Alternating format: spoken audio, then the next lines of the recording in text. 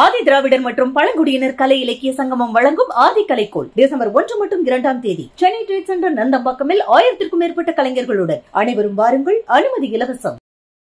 9 கிரகத்துல சனி இருக்கிறார் இல்லையா, சனியோடைய புள்ள மாந்தி அப்படின்னு சொல்லிட்டு சனியின் துணைக்கோள் ஒரு மாந்தி. நவ கிரகங்கள் மட்டும்தான் நம்மை ஆட்டி வைக்கின்றன, இயக்குகின்றனவே தவிர நவ கிரகங்களுடைய துணைக்கோள்கள் அல்ல. இந்த ஏழரை சனி அமைப்பு எல்லா ராசிகளுக்கும் பொதுவானதாக வரும். ஏழரை சனி அமைப்பில் சந்திரன் மீது, அதாவது ராசியின் மீது இருள் கவிழ்கின்ற காரணத்தினால மனசு சற்று குழப்பமாகி, மனசு கலக்கமாகி, தெளிவற்ற முடிவுகளை எடுத்து மன கஷ்டங்கள் வரும் அப்படிங்கிறது விதிங்க. 10 பொருத்தம் என்பது ஜோதிடமே இல்லைங்க, அது ஜோதிடத்தில் புதுசாக சொருகப்பட்டது. ஜோதிடம் 2000 வருஷமாக எங்களுக்கு இருக்குது. 10 பொருத்தம் என்பது சர்வ நிச்சயமாக ஒரு முட்டாள்தனம், அது ஒன்றுமே கிடையாது. தமிழ் ஜோதிடத்தினுடைய சாபக்கேடு இந்த 10 பொருத்தம். 10 பொருத்தம் மூல நூல்கள்லாம் சொல்லப்படலை. 10 பொருத்தம் என்பது ஜோதிடத்தை ஆன்மீகம் தத்தெடுத்துக்குச்சு, அதனால தான் பரிகாரம் வருது. அதுவும் இந்த 27 நட்சத்திரத்துக்கு 27 கோயில், இதெல்லாம் ஐயோ தலை சுத்துது. பரிகாரம் சரியாக இருந்தால் மருத்துவமனைகள் தேவையே இல்லையே. ஏங்க நோய் வர்றதுக்கு முன்னாடி பரிகாரம் பண்ணிடலாம்ல. மனிதனுக்கு மிகப்பெரிய பரிகாரம் தெய்வ வழிபாடாக வேண்டுமானாலும் இருக்கலாம். அந்த பரிகாரம் கூட ஒரு ஜோதிட பெரியவர் சொன்ன மாதிரி மழை பெய்வதை உன்னால் தடுக்க முடியாது, ஆனால் வீட்டை விட்டு வெளியே போகும்போது கொடை எடுத்துகிட்டு போகிறேன். பரிகாரம் என்பது துல்லியமாக சொல்லப்போனால் ஏமாற்று வேலைகளுக்குத்தான் இங்கே பலன் தள்ளப்படுகிறதே தவிர உண்மைக்கான ஒரு அமைப்புகளில் கண்டிப்பாக இல்லை. சார், இப்போது ஜோதிடம் ஜாதகம் அப்படிங்கிறது வந்து இந்த நவகிரகங்கள் அதனுடைய அமைப்பில் தான் இயங்குது அப்படின்றாங்க. ஆனால் அதையும் தாண்டி சில ஃபேக்டர்ஸ் வந்து ஜாதகத்தை வந்து ஆட்டி விற்குது அப்படின்லாம் சொல்கிறாங்க. அதில் இந்த மாந்தி அப்படின்னு ஒன்று சொல்கிறாங்க. ஆனால் நிறைய மக்களுக்கு இதை பற்றியான எந்த விதமான ஒரு விழிப்புணர்வும் இல்லை. முதல்ல இந்த மாந்தின்னா என்ன, அது ஜாதகத்தில் என்ன மாதிரியான தாக்கத்தை ஏற்படுத்தும்? முதல்ல வந்து இந்த 9 கிரகங்கள் தான் அப்படிங்கிறத நீங்கள் தெளிவாக புரிஞ்சுக்கணும். ஜோதிடத்திலே முகூர்த்த கணிதம் போன்ற அமைப்புகள், தனி மனித ஜாதக கணிதம்னு 2 இருக்குது. இதை போட்டு குழப்பிக்கிறவங்கனால வர்றது தான். ஆரூடம், பிரச்சனம், முகூர்த்தம் போன்றவைகளுக்கு மட்டும்தான் அந்த மாந்தி உபயோகப்படும், தனி மனித ஜாதகத்திற்கு கிடையாது. உண்மையை சொல்லப்போனால் கேரளாவில் ஆரூடம் பிரச்சனம் பார்க்கக்கூடிய முறைகள் இருக்குது, அவங்க மாந்தியை அதிகம் யூஸ் பண்ணுவாங்க. இது கேட்ட கேள்வி, மாந்தினா யாருன்னு சொன்னீங்க. 9 கிரகத்தில் சனி இருக்கிறார் இல்லையா, சனியோடைய புள்ள மாந்தி அப்படின்னு சொல்லிட்டு சனியின் துணைக்கோள் ஒரு மாந்தி. 9 கிரகங்கள் தான், அதாவது சப்த கிரகங்கள் 7, சாயா கிரகங்கள் 2. அதில் சூரியன் தலைமை கிரகம், நட்சத்திரத்தை நம்ம கிரகம் அப்படின்னு கிரகித்தல் என்கின்ற அமைப்பின் அடிப்படையில் சொல்கிறோம். இதை தாண்டி நம்ம சூரிய மண்டலத்தில் வேறு கிரகங்கள் கிடையாது. அதாவது மாந்திக்கு தனி மனித ஜாதகத்தில் முக்கியத்துவம் கொடுக்கப்படுவது தவறு. அது ஆரூடம், பிரச்சனம் என்று சொல்லப்படக்கூடிய பிரச்சனை ஜாதக, பிரச்சனை கணித அமைப்புகளையும் முகூர்த்த அமைப்புகளை கரிப்பதற்கு தான் அந்த மாந்தி என்கின்ற அமைப்பு ஏற்படுகிறது தவிர தனி மனித ஜாதகத்தில் அப்படி இருக்கும் இப்படி இருக்குன்ற சொல்லக்கூடிய அமைப்புகள், கணிதங்கள் தவறுங்க. 9 கிரகத்தை தாண்டி நீங்கள் இப்போ சனியுடைய துணைக்கோள் அப்படின்னு இருந்தீங்கன்னா அப்புறம் செவ்வாயுடைய துணைக்கோள், புதனுடைய துணைக்கோள், சுக்கிரனுடைய துணைக்கோள்னு நீண்டுக்கிட்டே போகும். நவ கிரகங்கள் மட்டும்தான் நம்மை ஆட்டி வைக்கின்றன, இயக்குகின்றனவே தவிர நவ கிரகங்களுடைய துணைக்கோள்கள் அல்ல. மாந்தியினுடைய நோக்கம் முகூர்த்தம் கணிப்பது, பொதுவான அமைப்பு ஆரூடம், பிரச்சனம் போன்ற அமைப்புகளை குறிப்பது. தனி மனித ஜாதகத்தில் அதற்காக எதற்கும் பயப்பட தேவையில்லை, அதனுடைய பயன்பாடு இல்லை, அது தவறாக உள்ளே வந்திருக்கிறது. ஜாதகத்திற்கு அது தேவையில்லை அப்படிங்கிறது தான் உண்மை. ஜோதிடம், ஜாதகம் அப்படின்னு எடுத்துக்கிட்டாலே மக்கள் வந்து பயப்படுறது இந்த ஏழரை சனி அப்படிங்கிற அந்த அமைப்பு தான். இப்போ ஒட்டுமொத்தமாக 12 ராசிகளுக்கும் இந்த ஏழரை சனி ஒரு வாழ்க்கை காலகட்டத்தில் எத்தனை தடவை வரும், அது என்ன மாதிரியான மாற்றத்தை ஏற்படுத்துது? பொதுவாக எல்லா ராசிக்காரர்களுக்கும் ஏழரை சனின்றது ஒரு 2 தடவை வரலாம், அல்லது மிஞ்சி போனால் 3 தடவை வரலாம். குழந்தை பருவத்தில் இருக்கும்போது ஏழரை சனி வந்தால் அவர் அதை உணர முடியாது. மனிதன் உணரக்கூடிய அமைப்புகளில் பெரும்பாலும் 2 தடவை வரும். ஒரு 10 வயசில் ஏழரை சனி வருதுன்னா திருப்ப 30 வயதுகளில், 37 வயதுகளில், 40 வயதுகளில், ஒரு 27 வருடங்களுக்கு ஒரு முறை அது வந்து வரக்கூடிய அமைப்பு. ஒரு 7.5 வருஷம் இருக்கும். ஆக இந்த அமைப்பில் ஏழரை சனினா எல்லாரும் பயப்படுறாங்கன்றது உண்மைதான். ஏழரை சனின்றது முதல்ல என்ன, தன்னுடைய ராசிக்கு முன்பின் ராசிகள்லையும் தன்னுடைய ராசிகள்லையும் சனி வரக்கூடிய தன்மை. நீங்கள் இப்போ தனுசு ராசியாக இருக்கிறீங்கன்னா விருச்சிக ராசியில் ஏழரை சனி வரும்போது தனுசு ராசிக்கு ஜென்மச்சனி வரக்கூடியதற்கு 2.5 வருஷத்துக்கு முன்னாடியே விருச்சிக ராசியில் வர்றதும் அவருடைய தனுசு ராசியில் இருக்கிறதும் அதற்கப்புறம் மகர ராசிக்கு போகிறது, அந்த 3 ராசிகளில் 2.5 வருஷம் இருக்கக்கூடியதை ஏழரை சனின்னு சொல்கிறோம். சாட்டுன்னு சொல்லுவாங்க வடநாட்டில், நம்முடைய தமிழ்நாட்டில் ஏழரை சனி அப்படின்னு சொல்கிறோம். இந்த ஏழரை சனி அமைப்பு எல்லா ராசிகளுக்கும் பொதுவானதாக வரும். ஏழரை சனி அமைப்பில் சந்திரன் மீது, அதாவது ராசியின் மீது இருள் கவிழ்கின்ற காரணத்தினால மனசு சற்று குழப்பமாகி, மனசு கலக்கமாகி, தெளிவற்ற முடிவுகளை எடுத்து மன கஷ்டங்கள் வரும் அப்படிங்கிறது விதிங்க. ஏழரை சனியில் எல்லா 7.5 வருஷமும் கெடுதல்கள் நடக்கிறதில்ல. நடுப்பகுதியில் ராசியில் உட்கார்ற ஜென்மச்சனியில் மட்டும் கடுமையான அமைப்புகள், அதுவும் உங்களுடைய சொந்த நட்சத்திரத்தில் சனி போகின்ற காலகட்டங்கள் கொஞ்சம் உறுத்தலாக, மன அழுத்தமாக, நல்லவைகள் நடக்காத காலமாக கண்டிப்பாக இருக்கும். ஜோதிடத்தை உண்மையாக்கக்கூடியது இந்த ஏழரை சனி அமைப்பு. எல்லாருக்கும் ஒரு சர்வே எடுங்க, ஒரு 1000 பேரை கொண்டு வாங்க.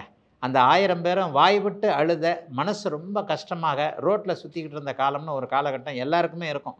கோடீஸ்வரனாக இருந்தாலும் சரி, பிச்சைக்காரனாக இருந்தாலும் சரி, மன அழுத்தம் என்பது சந்தோஷமும் நிம்மதியும், நிம்மதியின்மை என்பதும் பொதுவானது. அப்படிப்பட்டவர்களுக்கு ஏதாவது ஒரு வருஷத்தில் பெரிய கஷ்டங்கள் வந்திருக்கும். அந்த வருஷம் பார்த்திங்கன்னா அவங்க ஜென்மச்சனி காலகட்டமாக பெரும்பாலும் இருக்கும். 90% அப்படி தான் இருக்கும். ஜென்மச்சனி அமைப்புகளில் சொந்த நட்சத்திரத்தில் சனி போகும்போது மன அழுத்தங்கள் கண்டிப்பாக வரும். ஆக அந்த ஏழரை சனி காலத்தில் நடுப்பகுதி மட்டும்தான் அது வரும். ஒரு தடவை 2 தடவை வரும். 2வது தடவை வரக்கூடிய அமைப்பு. ஏன்னா 30 வருடங்களுக்கு ஒரு முறை சனியின் சுற்று. 30 வயசில் உங்களுக்கு ஏழரை சனி வருதுன்னா பிற்பாடு 57 வயசு 60 வயசில் இன்னொரு சனி வரும். அதைத்தான் பொங்கு சனின்னு சொல்கிறோம். அந்த பொங்கு சனிலாம் அப்படி 2வது சுற்றில் பெரிய அழுத்தங்களை கொடுக்கறதில்ல. முதல் சுற்று ஏழரை சனி வாழ்க்கையை கற்றுக்கொள்வதற்காக சில பல அனுபவங்களை தரும் என்பது தான் உண்மை. 90s கிட்ஸுடைய வாழ்க்கையை எடுத்து பேசணும்னா திருமணம் அப்படிங்கிறது வந்து ஒரு பெரிய கேள்வியாக இருக்குது. நிறைய திருமண தடைகள் இருக்குது. அப்படிங்கிறப்ப இந்த பொருத்தம் பார்க்குறதுன்னு சொல்கிறாங்கல்ல, ஜோதிடர்கள் வந்து பொருத்தம் பார்க்குறாங்க. அது வந்து நிறைய இடங்களில் வந்து அந்த நேரத்துக்கு வந்து செட் ஆகுது, இன்னும் சில காலங்கள் கழித்து அது வந்து மிஸ்மேட்ச் ஆகுது அப்படின்லாம் சொல்கிறாங்க. அதனுடைய சூட்சமாக என்ன சார்? ஏன்னா நிறைய மக்கள் வந்து அது 10 பொருத்தம் அப்படிங்கிறதே ஒரு ஹம்பக் அப்படின்னு தானே சொல்கிறேன். ஆளே இல்லாத ஊருக்கு இழுப்பு. 10 பொருத்தம் என்பது ஜோதிடமே இல்லைங்க. அது ஜோதிடத்தில் புதுசாக சொருகப்பட்டது. ஜோதிடம் 2000 வருஷமாக எங்களுக்கு இருக்குது. 10 பொருத்தம் என்பது இப்போ தான் ஒரு 100-150 வருஷத்துக்கு முன்னாடி. 10 பொருத்தம் என்பது சர்வ நிச்சயமாக ஒரு முட்டாள்தனம். அது ஒன்றுமே கிடையாது. ஒரு பெண்ணின் நாம எழுத்து ஒரு 150-60 வருஷத்துக்கு முன்னாடி, உண்மையை சொல்லப்போனால் என்னுடைய பாட்டிக்கு ஜாதகம் எழுதலை, எங்கள் அம்மாவுக்கே ஜாதகம் கிடையாது. பெண்களை அடிமையாக வைத்திருந்த, பெண்களை ஒரு மனித பிறவியாகவே நினைக்காத காலகட்டத்தில் அவங்களுக்கு ஜாதகமே எழுதுனதில்லை. ஆம்பளைங்களுக்கு தான் ஜாதகம் எழுதுவாங்க. ஒரு 50-60 வருஷத்துக்கு முன்னாடி பார்த்திங்கன்னா ஆணுக்கு மட்டும்தான் ஜாதகம், பெண்ணுக்கு ஜாதகம் இல்லை. பெண்ணு பிறந்த நட்சத்திரத்தை மட்டும் ஞாபகத்தில் வச்சுருப்பாங்க. இது இந்த நட்சத்திரத்தில் பிறந்தது, அந்த நட்சத்திரத்தில் பிறந்தது அப்படின்றத பெண்ணினுடைய ஒரு அமைப்புகள். அது கூட அந்த நட்சத்திரத்தில் பிறந்தது அப்படிங்கிறது ஜோதிடம் அறிந்த குடும்பத்தில் தான், மற்றவங்களுக்கு அதுவும் கிடையாது. அப்போ ஆணுக்கோ பெண்ணுக்கோ திருமணம் பார்க்குறதுக்கு ஏதாவது ஒன்று வேணுமே அப்படின்ற ஒரு மாதிரியான பொதுவாக 10 பொருத்தம் என்பதை அழுத்தம் திருத்தமாக முட்டாள்தனம் அப்படிங்கிறத நிறைய இடங்களில் நான் பதிவு பண்ணியிருக்கிறேன். நட்சத்திரங்களின் அடிப்படையில் எந்த ஒரு விஷயமுமே நடக்கிறதில்ல. கிரகங்களுடைய வீடுகளுடைய ராசி வீடுகள் மற்றும் கிரக காரகங்கள், ஆதிபத்தியங்கள், காரகத்துவங்களில் தான் மனித வாழ்க்கையை நடக்குது. நட்சத்திரங்களுக்கென்று தனி காரகத்துவங்கள், தனி பண்புகள் இல்லைன்றதை நிறைய வீடியோக்களை நான் பதிவு பண்ணுறேன். உண்மையை பார்த்தீங்கன்னா 10 பொருத்தம் பார்க்குற எல்லா திருமணமும் கரெக்டாகிடுதா? இப்போ நீங்கள் கேள்வி கேட்ட நோக்கம் தானே. 10 பொருத்தம் பார்த்து டைவர்ஸ் ஆகுது, அதுக்கு என்ன பதில்ன்றதை இப்படி சுற்றி வளைச்சி வர்றீங்க. இதை போட்டு உடைச்சிடுறதுல ஒன்றும் தப்பு இல்லை. இந்த தமிழ் ஜோதிடத்தினுடைய சாபக்கேடு இந்த 10 பொருத்தம். 10 பொருத்தம் மூல நூல்கள்லாம் சொல்லப்படலை. 10 பொருத்தம் என்பது பெண்களுக்கு ஜாதகம் எழுதாத ஒரு காலகட்டத்தில் அந்த பெண்ணுடைய பெயர் காத்தாயியா, மூத்தாயியா, காமாட்சியா, மீனாட்சியா, காணா மூனாக்கு என்ன நட்சத்திரமோ அந்த நட்சத்திரத்தின் அடிப்படையில் பொதுவாக பார்க்கப்பட்ட ஒன்று. பெண்ணை அடிமையாக வைத்திருந்த காலத்தில் நீங்கள் அடித்தாலும் பிடிச்சாலும் புருஷனை விட்டு போகக்கூடாது அப்படிங்கிற காலகட்டத்தில் அது நீங்கள் எப்படிப்பட்ட நட்சத்திர பொருத்தம் பார்த்தாலும் பெண் ஆணை விட்டு விலக முடியாத சூழ்நிலைகளில் அன்னைக்கு அந்த பொருத்தம் பார்ப்பது ஏதோ ஒன்றாக அந்த அமைப்பில் இருந்தது. வாழ்க்கை நன்றாக இருந்தது. இன்றைக்கி பார்த்திங்கன்னா நம்ம சகோதரிகளை, நம்முடைய குழந்தைகளை, நம்முடைய பெண்களை எல்லாரும் படிக்க வச்சுட்டோம். பெண் இன்றைக்கி ஆணை விட படிச்சுட்டு ஆம்பளையை விட சம்பளம் வாங்குறது இன்றைக்கி பெண்ணு தான். அப்போ ஆணுக்கு அடங்க முடியாத ஒரு சுதந்திரமாக இருக்கக்கூடிய இந்த காலகட்டத்தில், பெண்ணுக்கு ஜாதகம் எழுதக்கூடிய இந்த காலகட்டத்தில் நீங்கள் பழைய மாதிரி முட்டாள்தனமாக நட்சத்திர பொருத்தத்தின் அடிப்படையில் 10 பொருத்தத்தை பார்ப்பது மிக மிக தவறானது. நான் இந்த கேள்வியை ஏன் கேட்குறேன்னா, நிறைய பேருக்கு வந்து இந்த திருமணம் அப்படிங்கிறதுல தடையாக இருக்கிறதே இந்த பொருத்த காரியங்கள் வந்து மிஸ் ஆகி போகிறது. இல்லை 10 பொருத்தமே இல்லைன்ற அப்புறம் ஏன் பொருத்தம் பார்க்க 10 பொருத்தம் முட்டாள்தனம்னு சொல்லிட்டேன். அதை விட வேற என்ன வார்த்தை சொன்னோம்? 10 பொருத்தம் என்பது ஹம்பக். 10 பொருத்தம் என்பது ஆளை இல்லாத ஊருக்கு இழுப்பு சக்கரை என்பதை போல் பொம்பளைங்களுக்கு ஜாதகம் எழுதாத 100 வருஷத்துக்கு முன்னாடி யாரோ ஒரு ஜோசியர் சும்மா போகிற போக்கில் இழுத்து விட்டு போன கதையாக ஏதோ ஒன்று பண்ணிட்டு போனார். அதையே இன்னும் முடிச்சுக்கிட்டு தொங்கிக்கிட்டு இருந்தால் எப்படி? 10 பொருத்தம் பார்க்கக்கூடிய ஜோதிடர்களுக்கு அதை தாண்டி வேறு எதுவும் தெரியாது. உண்மையில் சொல்லப்போனால் மனப்பாடம் செய்யக்கூடிய எதுவும் ஜோதிடத்தில் நிலைக்காது. 10 பொருத்தம் பார்க்குறதுக்கு ஜோசியர் தேவையா? இன்றைக்கு திருமண புரோக்கர் கூட 10 பொருத்தம் பார்க்குறார். ஒரு ஆப்பில் 10 பொருத்தம் வந்துடுது, ஒரு சாஃப்ட்வேரில் 10 பொருத்தம் வந்துடுது. ஜோதிடம் அந்த அளவிற்கு சுலபமாயிட்டா என்ன? ஜோதிடம் 10 பொருத்தம் பார்ப்பதற்கு ஜோதிடரே தேவையில்லை.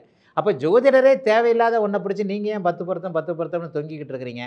10 பொருத்தம் பார்ப்பவர்கள் ஜோதிடர்களே அல்ல, அதான் உண்மை. ஒரு திருமண பொருத்த புரோக்கர் பார்த்துடுறாரு, ஒரு ஆப்பில் அது வந்துடுது. பஞ்சாங்கத்திலே பின்பக்கத்தை பார்த்தீங்கன்னா இருக்குது. பஞ்சாங்கங்களே 100 120 வருஷமாக தான் வெளியே வருது. 150 வருஷத்துக்குள்ளால் தான் பிரிண்டட் பஞ்சாங்கமே வெளியே வந்திருக்கு.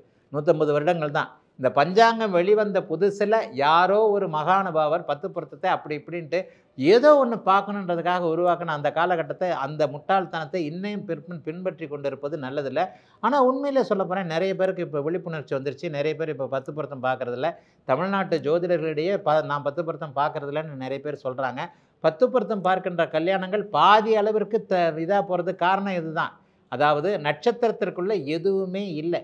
அதுவும் முக்கியமாக யோனி பொருத்தம், அந்த பொருத்தம், இந்த பொருத்தம் என்பதெல்லாம் கவைக்கு உதவாத, எந்த விதத்திலேயும் லாஜிக்கலுக்கு ஒத்துக்காத ஒன்று. ஆகவே 10 பொருத்தம் பார்க்க தேவையில்லை.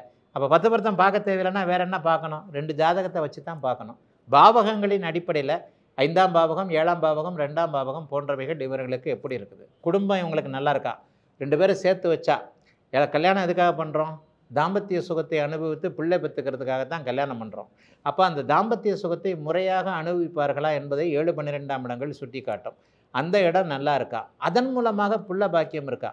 இதெல்லாம் சரி. 2 பேரும் ஆயுளோடு இருப்பாங்களா? இருக்கணும்ல. ஒரு கல்யாணம் 25 வயசில் பண்ணுறோம், ஒரு 40 45 வருஷமாவது உயிரோடு இருக்கணும்ல, 70 வயசு வரைக்கும். அது இருக்கிறார்களா என்கின்ற 2 ஜாதகத்தையும் வைத்து பார்த்து பாவக அடிப்படையில் தான் பொருத்தம் பார்க்கணுமே தவிர, நீங்கள் கேட்குற திருமண முறிவுக்கு காரணமான இந்த 10 பொருத்தம் பார்க்குறதுனால தாங்க நிறைய பெண்களுடைய வாழ்க்கையே வீணாகுதுன்னு அடிக்கடி சொல்கிறேன். என்னுடைய சேனலில் இதை பற்றி நிறைய வீடியோக்கள் போட்டிருக்கேன். அதனால் 10 பொருத்தம் பார்ப்பது இப்போது குறைந்து கொண்டு வருகிறது என்பது தான் உண்மை. ஜோதிடத்தை பொய்யாக்குகின்ற விஷயம் இந்த திருமண பொருத்தம் என்கின்ற 10 பொருத்தம். அந்த 10 பொருத்தம் பார்க்குறது தப்புங்க. நீங்கள் வந்து இந்த ராசி பலன்கள் சொல்கிறப்பவும் சரி, நிறைய காணொளிகளில் பரிகாரங்களுக்கு பெருசாக ஒரு ஒரு ஒரு அதை வந்து ஒரு முதன்மைப்படுத்தியோ இல்லை 90% அது மேலே வந்து இல்லை நான் பரிகாரமே சொல்கிறது இல்லையே. அது ஏன் சார் இப்போ ஜோதிடம்னாலே பரிகாரம் தான் அப்படின்னு ஆயிட்டு? யார் சொன்னது? அப்படித்தானே இப்போ போயிட்டு இருக்கு. இப்போ இந்த கோயிலுக்கு போங்க, அந்த கோயிலுக்கு போங்க நிறைய சொல்கிறாங்களே. அந்த பரிகாரத்திற்கும் ஜோதிடத்துக்கும் சம்பந்தமே இல்லையா அப்படிங்கிறத என்னுடைய கேள்வி. யூடியூப் அதிகமாக வந்துருச்சு, அதனால வீடியோக்கள் போட்டு பழச்சிக்கிட்டு இருக்கிறாங்கன்றதான் உண்மை. ஜோதிடம் என்பது விதியை பலனை சொல்வது, பலன் என்ன நடக்கும்னு சொல்லுவது, பலனை மாற்றுறதில்ல. பலனை நீங்கள் எப்போயுமே மாற்ற முடியாது. நீங்கள் பிறந்திருக்கிறீங்க, இந்த வயதில் உங்களுக்கு திருமணமாகும், இந்த வயதில் நீங்கள் தகப்பனாவீர்கள், இந்த வயதில் உங்களுக்கு வாழ்க்கை கிடைக்கும், இந்த வயதில் உங்களுக்கு நல்லது நடக்கும், இந்த வயதில் உங்களுக்கு கெட்டது நடக்கும், இந்த வயதில் உங்களுக்கு அந்திம காலம் இருக்கும். இதுன்றதாங்க ஜோதிடம். ஜோதிடம் என்பது பலனை சொல்வது, பரிகாரம் சொல்கிறதில்லை. நான் எந்த இதுலேயுமே பரிகாரம் சொன்னதில்லை. பரிகாரம் என்பது அப்படியே நெருக்கடியான ஒரு சூழ்நிலையில் ஒரு மன அழுத்தத்தோடு வருகிறதா சாமியை கும்பிடுவேன். எனக்கு தெரிஞ்ச ஒரே தெய்வம், நான் நம்பிக்கையில் ஒரே தெய்வம் காலகசி தான். பெரும்பாலும் தடைகளை கொடுக்கக்கூடிய கிரகம் ராகு. அந்த ராகுக்குன்னு இருக்கக்கூடிய அமைப்புகள் அந்த பரிகாரமாக திருக்காலத்தையே சொல்லலாம். உண்மையை சொல்லப்போனால் ஜோதிடத்தை ஆன்மீகம் தத்தெடுத்துக்குச்சு, அதனால தான் பரிகாரம் வருது. அதுவும் இந்த 27 நட்சத்திரத்துக்கு 27 கோயில், இதெல்லாம் ஐயோ தலை சுற்றுது. யூடியூப்பை எங்கே திரும்பி பார்த்தாலும் பரிகாரம். பரிகாரம் என்பது மற்றொரு ஹம்பக். பரிகாரம் பண்ணுறதுனால என்ன லாபம்?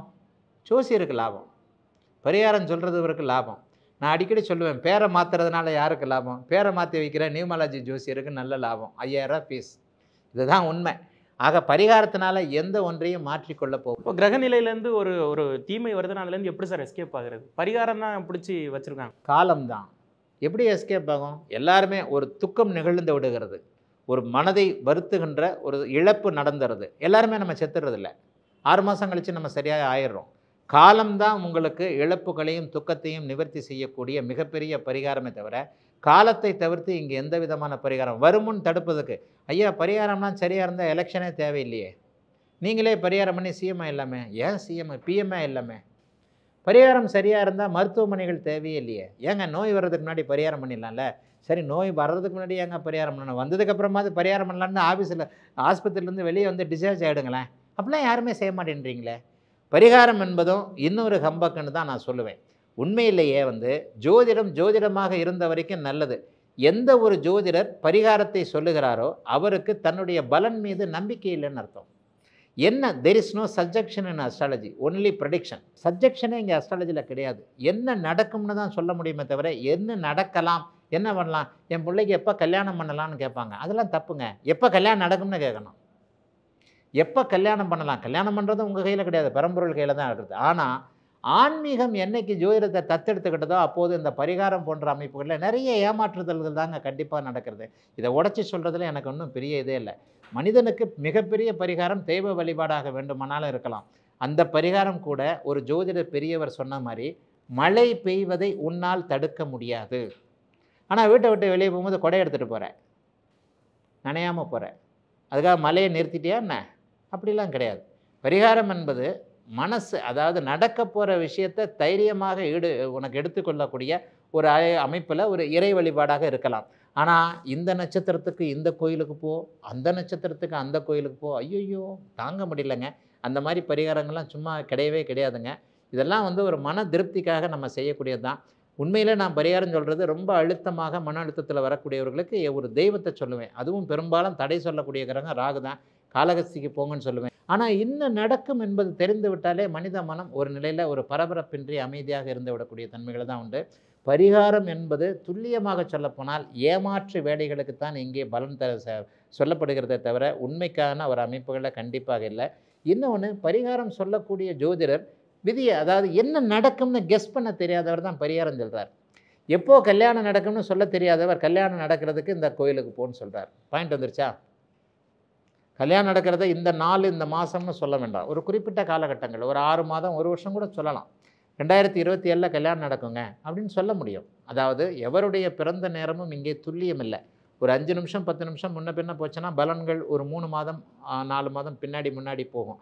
அப்போ ஒரு 6 மாத காலகட்டத்தில் கல்யாணம் நடக்கும்னு கணிக்க தெரியாத ஜோதிடர் இந்த பரிகாரத்தை பண்ணுங்கள் கல்யாணம் நடக்கும்னு சொல்கிறார். உண்மையை சொல்லப்போனால் ஜோதிடத்தில் பரிகாரங்கள் இடைச்சொருள்களாக தான் நிறைய இடங்களில் சொல்லப்பட்டிருக்கு. ஜோதிடம் என்பது பலன் சொல்வது தான். அந்த உறுதிப்படுத்தப்பட்ட பலன்கள் நடந்தே தீரும். எந்த ஒரு பரிகாரத்தாலும் அந்த பலனை நிறுத்தி வைக்க முடியும் அல்லது பலனை தடுக்க முடியும், பலனை மாற்றி அமைக்க முடியும்னா நம்ம ஊரில் எலெக்ஷனே தேவையில்லைங்க. பெரிய பரிகாரம் செய்கிறவர் சிஎம் ஆயிடலாம். பெரிய பரிகாரம் 3 மாதம் பாருங்கள், பாவங்க அரசியல்வாதிகள்லாம் தோலில் துண்டை போட்டுக்கிட்டு வேகாத வெயிலில் பிரச்சாரம்லாம் பண்ண தேவையில்லை. உட்காந்துக்கிட்டு அப்படியே ஒரு அழகாக ஒரு பரிகாரம் மட்டும் போயிடலாம். பரிகாரம் பண்ண முடிந்தால் ஏழையும் கோடீஸ்வரன் ஆயிடலாம். பரிகாரம் பண்ணுறவரே ஏன் உண்மையை சொல்லப்போனால் 10 லட்சம் கிடைக்க வேண்டும், கோடிக்கணக்கில் பணம் கிடைக்கணும் பரிகாரம் செய்கிறவர், அந்த பரிகாரத்தை பண்ணக்கூடியவர் அந்த வித்தை தெரிஞ்சால் அவரே பரிகாரம் பண்ணி கோடீஸ்வரர் ஆயிடுவாரேன்றது தெரிஞ்சாலே போகிறோம் பரிகாரத்தை பற்றி சொல்வதற்கு. ஆகவே பரிகாரங்கள் என்பது அறிவுக்கு ஒவ்வாத ஒரு விஷயம். அதே நேரத்தில் ஆன்மீக நம்பிக்கை என்பது நம்ம மனசிற்கு தேவையான ஒன்று. மனிதனுக்கு ஒரு ஒழுக்கம் தேவை என்பது கண்டிப்பாக ஒரு ஒத்துக்கொள்ளப்பட்ட ஒன்று. ஒழுக்கத்தை சார்ந்த விஷயங்களை ஆலயங்கள் கொடுக்கின்றன. ஒரு விஷயத்தில் உனக்கு கெட்டது நடக்க போகுது, யார்கிட்ட போய் சொல்லுவீங்க? நம்மளை சின்ன பிள்ளையை அடித்தா சின்ன பிள்ளை என்ன பண்ணுது? அம்மா அப்பாட்ட போய் சொல்லுது. பெரியவங்க உதவாங்கன்னா நம்ம அம்மா அப்பாட்டையை சொல்ல முடியும், நம்ம அம்மா அப்பாவை விட மேலான தெய்வத்திட்ட போய் சொல்ல முடியும். ஒரு தெய்வத்துக்கிட்ட போய் முறையிடுறதுனால நமக்கு ஒரு மன தைரியம் கிடைக்குது. அதுதான் பரிகாரம். ஆதி திராவிடர் மற்றும் பழங்குடியினர் கலை இலக்கிய சங்கமம் வழங்கும் ஆதி கலைக்கோள் டிசம்பர் 1 மற்றும் 2ஆம் தேதி சென்னை ட்ரேட் சென்டர் நந்தம்பாக்கமில் 1000க்கும் மேற்பட்ட கலைஞர்களுடன் அனைவரும் வாருங்கள். அனுமதி இலவசம்.